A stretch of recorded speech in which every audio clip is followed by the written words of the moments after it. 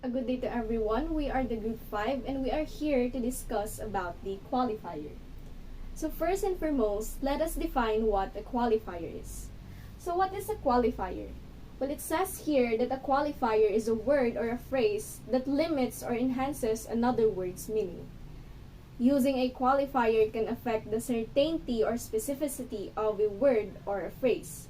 However, overusing these qualifiers, for example, the word very or really, can make a sentence appear lazily constructed or composed. So, qualifiers, just like what Vanessa has mentioned, qualifiers are words or phrases that are added to another word to modify its meaning.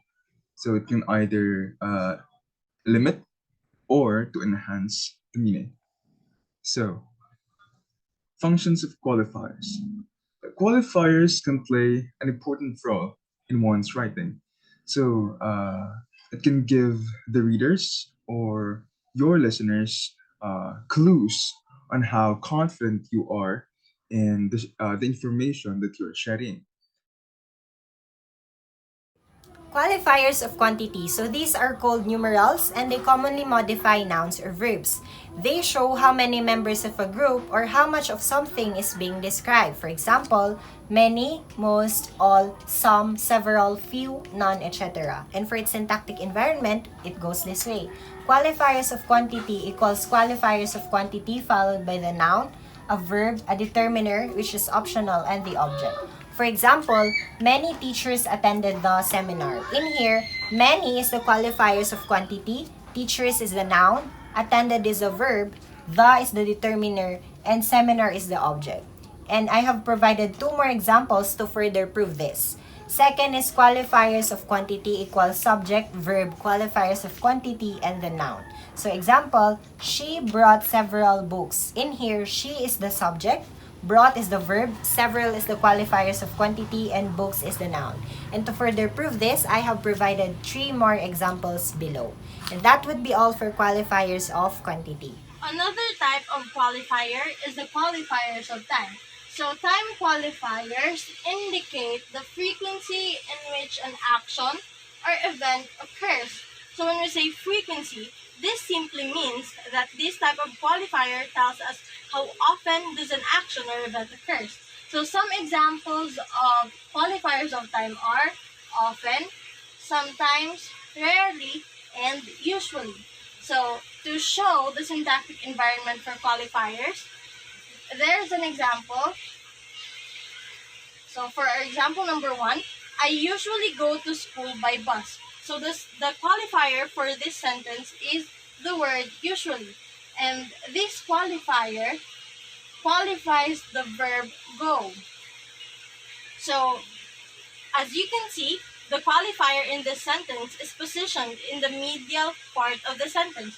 So the syntactic environment for this sentence will go like this. Qualifier of time is equal to N, which is the noun, and then qualifier of time, followed by the verb, and then our predicate. So another example, he is sometimes talkative. So the qualifier in this sentence is the word sometimes, which qualifies the adjective talkative. So as you can see, the qualifier in this sentence is positioned in the penultimate part of the sentence. So if we're going to do the syntactic environment of the qualifier in this sentence, this is how it goes. Qualifier of time is equal to noun, and then our auxiliary, and then the qualifier of time, and then our adjective. The next type of the qualifier that we have here is the qualifiers of certainty. Now, these types of qualifiers appears mostly to reveal the absoluteness or the willingness of the speaker to commit to his idea or thoughts. Some examples includes I guess, I think, I know, I am absolutely certain, and etc. So we have two syntactic environments where these qualifiers are commonly observed. First one is the qualifiers equals qualifiers, determiner, which is optional, and then the subject. The second one is where the subject, verb, predicate, and then qualifiers. Now, mostly, these qualifiers appears at the initial part and the ultimate part of a sentence. So for us to understand further, we have here two sentences that reflects our syntactic environments. So our first sentence says, I think the car is broken. So I think The phrase I think is our qualifier. Then the is the determiner. Then our subject is the car. The second one says, it is nothing serious, I guess. So we have here the subject, the verb, our predicate, and then our qualifier.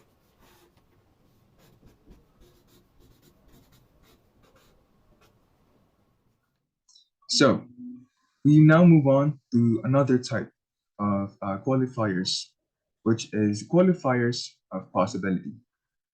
So qualifiers of possibility is or entails a possibility of an event or phenomena to happen. So qualifiers of possibility qualifies the certainty of whether an event will happen or not. So this type of qualifier is applicable on events or phenomena which happened or is happening in the real world. So hence the explanation, modifying, uncertainty. So we have examples here, qualifiers of possibility. Uh, there is the word could, may, possibly, likely, and etc. So to explain the syntactic environment of uh, qualifiers of possibility, um, I have written here an example. An earthquake may happen soon. So observably, the qualifier there is the word may. So let us dissect this sentence. So the determiner there is the word an, of course, introducing the noun earthquake, and followed with the qualifier of possibility may as a supplement or as another addition to the adverb soon in the verb happen. So in this sentence, um, it qualifies the phenomena, which is the earthquake, that which entails that this earthquake um, may happen or may not happen soon, at least according to this sentence. Okay, so another qualifier that we do have here is the qualifiers of necessity. So from the word necessity meaning essential. So must, should, ought, required, have to are the words that is usually being used for the qualifiers of necessity. So we do have here the syntactic environment for the qualifiers of necessity, in which it is equals to the determiner followed by the noun, then the qualifier, then the verb, and then the preposition. So to further enlighten you more about this, I do have here an example. A salad bowl must be served on Christmas. So we can see the determiner, the noun, and the qualifier, the verb, and the preposition. So qualifier precedes the verb and the preposition. So that is for the qualifiers of necessity. Next, we do have the qualifiers of relative quality. So this quality, relative quality, gives further information about the noun. So it usually starts with the best, worst, finest, sharpest, and heaviest. So we do have here the syntactic environment, which it's equals to determiner, the qualifier, and the noun.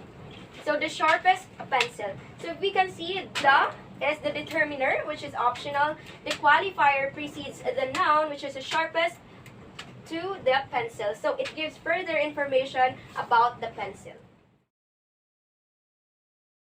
In conclusion, it is important to know what qualifiers are and how they are used, because you do not want your writing to be too wordy or repetitive. Again, qualifiers are words or phrases that enhances or limits the meaning of another word.